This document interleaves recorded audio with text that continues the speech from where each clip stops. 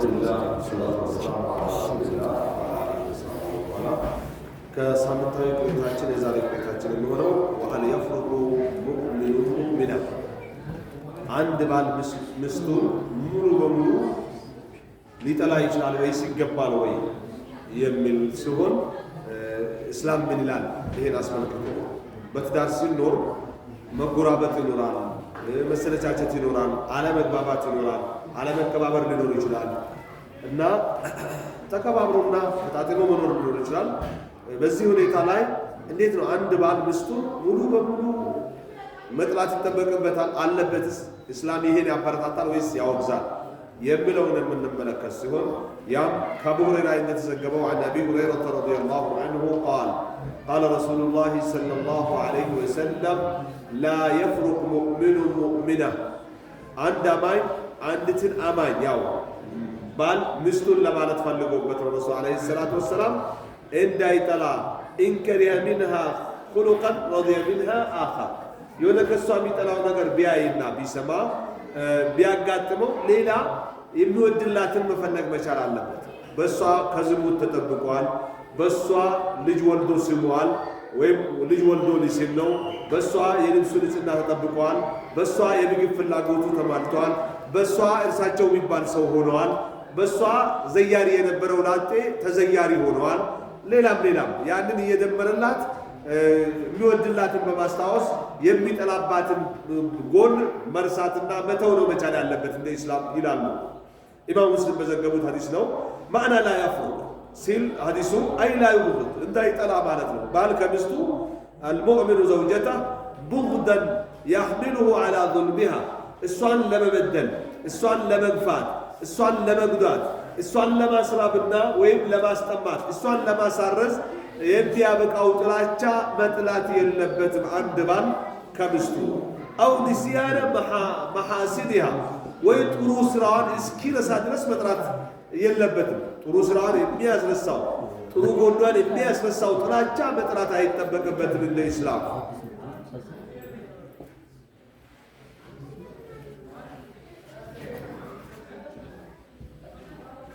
فإن وجد فيها صفة يكرهها ከሷ የሚጠላውን ባህሪ ካገኘ ሰውናትና ከሰው ሙሉ የለም فليتذكر ما فيها من الصفات الحسنة ከጥሩ ጎን ያላትን ጥሩ ጎኗን ያስታውስ። ከሚስቴ ምን አይነት ጥሩ ጎን አግኝቻለሁ? አልሐምዱሊላህ ወልጄባታለሁ፣ አልሐምዱሊላህ ከዝሙት ከግብረ ሰዶማውያንነት ተጠብቄባታለሁ፣ አልሐምዱሊላህ ንጹህ ልብስ እየለበስኩ ነው፣ አልሐምዱሊላህ የሚፈልገውን ምግብ እየበላሁ ነው፣ በሷ እንክብካቤ እያለ ጥሩ ጎኗን ነው ማስታወስ መቻል አለበት እንጂ ከመቶ 99 መልካም ሰርታ አንድ ስላጠፋች ወይም 10% 5% ስላጠፋች 15 20 ሊደርስ ይችላል፣ 30 ሊደርስ ይችላል እና 70-60% ጥሩ ጎን ካላት በዛ ያካኪ ሰውና ተቻችሎ ይኑር። ያን ባዛ በመልካም ጎኗ ምን አድርገው ያጣፋላት መጥፎዋን እያጎላ ክብሯን ዝቅ እያደረገ እያስራበ እያስጠባ አረ ይቅርብኝ ብላ ጥላ እንድትወጣ ማድረግ የለበትም። ወይ ሂጅልኝ ብሎ መገፍተር የለበትም። ወደስ ቢሃዳ ثلاثه اقسام ሰዎች በዚህ በትዳር ህይወት ላይ ካለ ተጨባጭ አንፃር ሶስት ክፍል አላቸው። የሚበረታታው የቱ ነው የሚለውን እናያለን። አዕላሃ القسم الاول የመጀመሪያው ክፍል በጣም ከፍተኛው ነው። والله الاخلاق الجميله والمحاسن ጥሩ ጎኗን ያይላታል፣ መጥፎ ጎኗን የሚያይላት ክፍል ነው የመጀመሪያው ክፍል። ወገዳ عن المساوي እንደው ጥሩጥሯን ብቻ በማየት መጥፎ ጎኗን ባየ እንዳላየ፣ በሰማ እንዳልሰማ፣ ባወቀ እንዳላወቀ፣ በነቃ እንዳልነቃ አድርጎ ማለፍ የሚችል ነው። عن المساوي بالكلية وتناساها ሙሉ በሙሉ ክፉ ነገሯን መጥፎ ጎኗን አውቆ የረሳ መስሎ ችሎ የሚኖር ነው። ሁለተኛው ክፍል وأقلهم توفيقا وإيمانا وأخلاقا جميلة በጣም እጅግ በጥሩ ስነ ምግባርም ይሁን በኢማኑም ይሁን በስኬት ታማነትም በጣም ከሁሉ ባል የወረደ ባል ነው። ይሄ ሁለተኛው ክፍል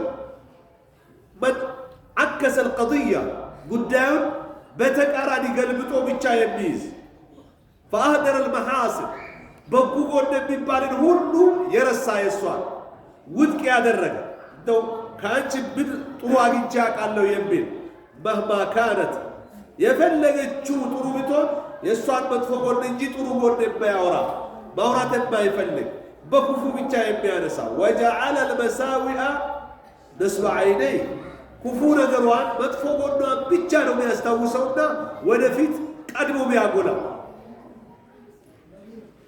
ወሩበማ መደደሃ ወበሰጠሃ እንደው አንዳንድ ጊዜ የሚባል አባባል አለ።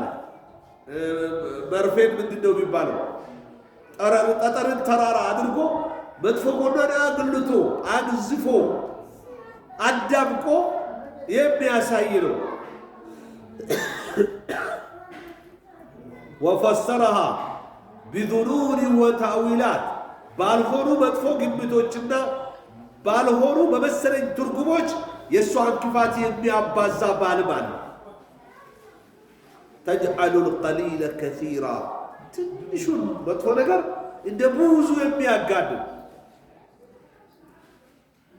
ከማ ሁወ ልዋቂዕ ከአብዛኛው የዲን ግንዛቤ ካሌላቸው ሰዎች ያለው ተጨባጭ እንደሆነው ነው። ሶስተኛው የመጨረሻው መለሀቀል አምረይን ሁለቱንም ነገር አይላታል። ጥሩ ነገሯንም ያያል አይረሳም፣ መጥፎ ጎኗንም ያያል አይተውም። ወዋዘነ በይነሁማ በመካከላቸው ሚዛናዊ አድርጎ ይታል። አንቺ ጥሩ ጎን አለሽ፣ ግን ክፋት ስላለሽ ልትታረም ይገባል እያለ ሁለቱንም ሚዛን ጠብቆ የሚሄድ አለ። ሁሉንም እንደ ሁኔታው ወዋዘነ በይነሁማ ወዓመለ ዘውጃ ምስቱ ጋር ይናኖራል ቢሙቅተዳ ኩል ዋሂድ ሚንሃ የእሷ ጥሩ ጎኗ ቢሆን መጥፎ ጎኗ በሚያስጨብጠው መጥፎ በምትሰራም ሰዓት እንደ መጥፎ ጎን ከእሷ ጋር መሆን ያለበትን አያልፋትም። ጥሩ በሰራችም ጊዜ አይረሳባትም። ይሄን ሚዛን ጠብቆ ፊታዊ ሆኖ ቢጓዝም አለ።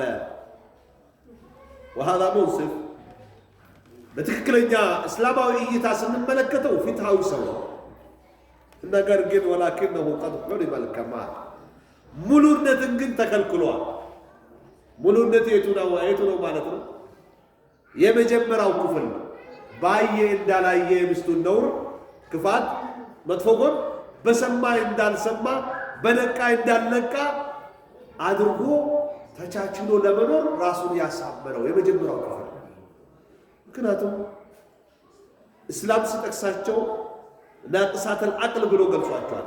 የአስተሳሰብ ጎደሎ ናቸው ከወንድ ይልቅ ወዲን ዲናቸውም ጎደሎዎች ናቸው በሚል ጠቅሷቸዋል። ረሱል ዓለይሂ ሰላቱ ወሰላም ምን ሆነን ነው አስተሳሰባችንም ጎደሎ ዲናችንም ጎደሎ ሊባል የቻለው ብላ በምትጠይቃቸው ሰዓት ከሴቶች መካከል አንደኛዋ ተነስታ የዲናችሁ ጉድለት ማለት የወረባ ሲይዛችሁ አሰብቱ አጾሙ ይሄ የዲናችሁ ጉድለት ያሳያል አይነት ነገር ሲገልጹ እንደ ወንድ ሁሉ ጊዜ በኢባዳ መቀጠል አትችሉም እንደማለት ነው።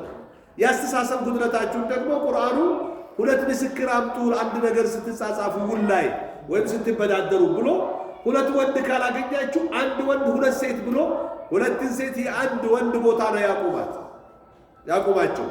ከዛም መጨረሻ ላይ ምን ይላል በአያቱ አንተድለ ኢሕዳሁማ ፈቱዘክረ ኢሕዳሁማ አልኡኽራ በባህሪያቸው ሴቶች አንዷ ልትረሳ ትችላለች፣ ሌላኛዋ ደግሞ ልታስታውሳት ትችላለችና የተዋወሱ ይመሰክራሉና ሁለት ይሁኑ በአንድ ወንድ ቦታ ብለዋል በማለት የገለጿቸው ናቸው። አንተ መጥፎዋንም ጥሩዋንም አመዛዝናለሁ ፍትሃዊ ሆናለሁ ብለህ ስትከታተላት ያልተጠበቀ ስብራት ሊገጥማት ይችላል።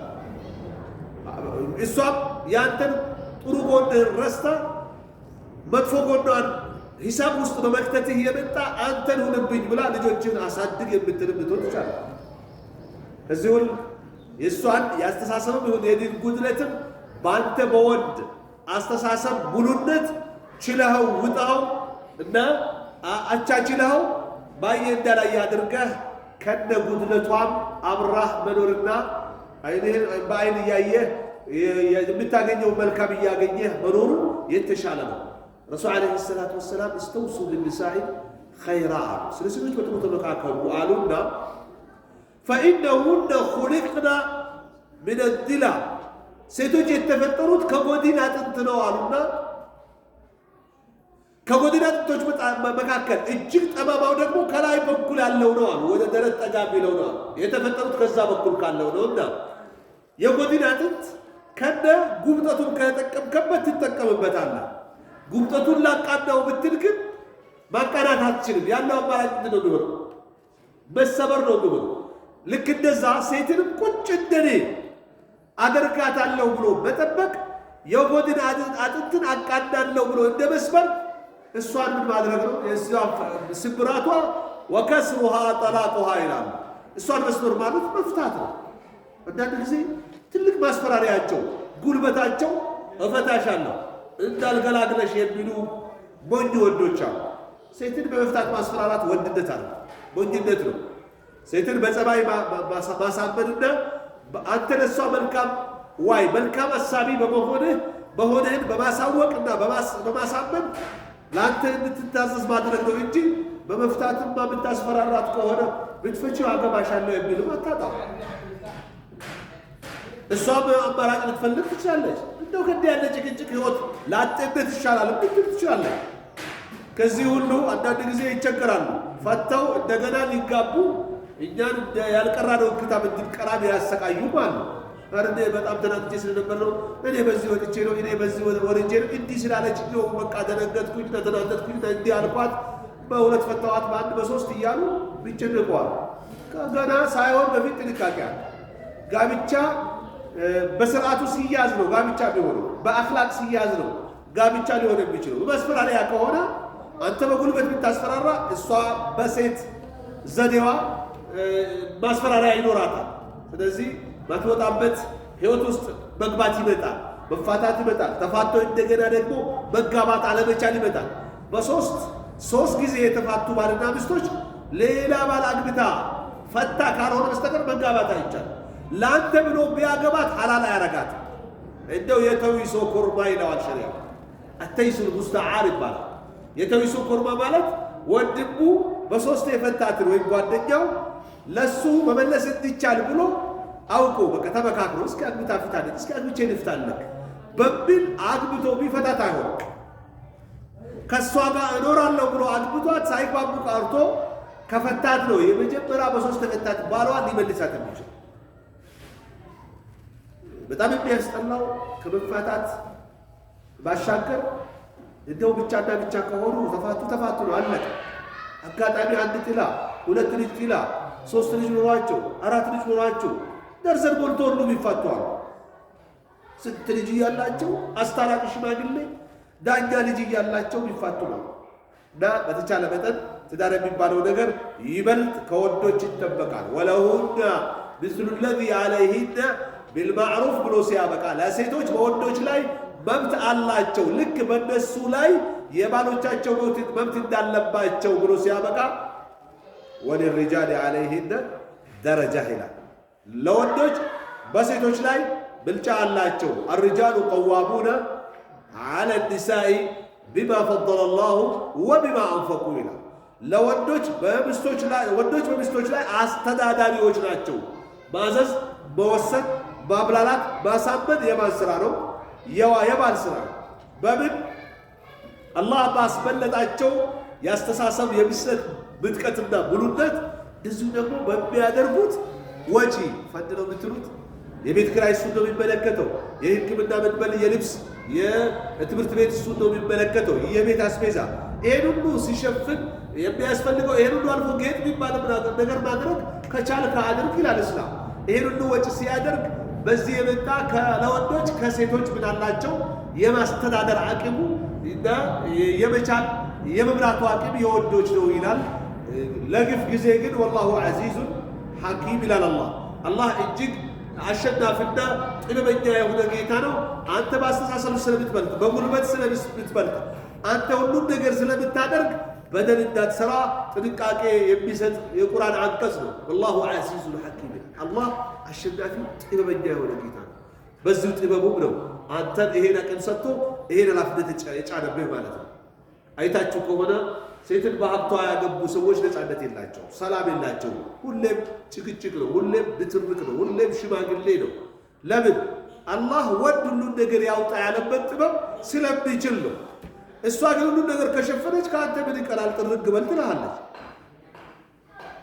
ይሄ እንዳይሆን በራሱ የተማመነ ራሱን የሚመራ ኃላፊነትን የሚሸከም ወንድ መሆን የወንዶች ኃላፊነት ነውና ሴቶችን ልንከታተላቸው አይገባም። ነውራቸውን ልናጎላ ልናይ ባየ እንዳላየ ማለፍ እንጂ እያንዳንዱን ልንቆጥርላቸው እንደማይገባ ነው የረሱል ዓለይሂ ሰላቱ ወሰላም ሐዲስ እያመላከተ ያለውና አላህ እናንተንም በሰማችሁ ብትጠቀሙ ያደርጋችሁ እኔንም ባሰማኋችሁ እያልኩኝ ወሰለላሁ ወሰለም ዐላ ነቢይና ሙሐመድ ወዐላ አሊሂ ወሰህቢሂ ወሰለም።